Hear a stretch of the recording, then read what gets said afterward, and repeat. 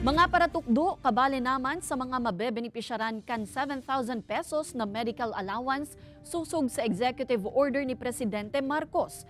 Benepisyong medikal, haloy na subuot na dapat pigtao sigun sa pirang paratukdo sa banwaan kan pili.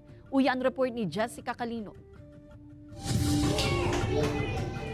Sa masunod na taon, 2025, ang mga public school teachers sa Pilipinas kabali na sa magkakaigwa nin 7,000 pesos na medical allowance taon-taon. Susug ini sa pinirmahang Executive Order No. 64, Series of 2024 ni Presidente Bongbong Marcos na nagtutugot kan pagtaon nin Health Maintenance Organization o HMO type kan benepisyo sa mga kwalipikadong civilian government employee. Haros 1,300% subuot ang piglangkaw kan benepisyong medikal na ini para sa mga paratukdo. Hali sa dating 500 pesos sana na medical examination allowance na pinunan kan 2020. Istorya ni Teacher Marifa na 29 years in service na. Dati kung may helang daasinda, kwarta hali sa sadiring bulsa ang pinanggagastos, pampacheck up o pambakal nin bulong. Paano kung teacher 1 ka, teacher 2, yung minimal, tapos may pinapaaral ka.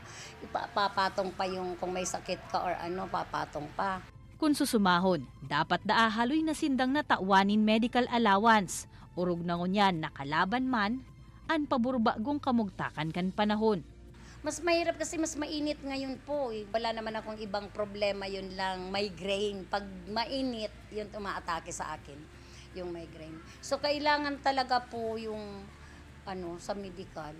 Mientras tanto, sigun sa Department of Education, ang mga teaching and non-teaching personnel pwede man mag-file nin claim sa GSIS issued Personal Accident Insurance Policy para sa medical reimbursement nin hasta 30,000 pesos para sa injuries.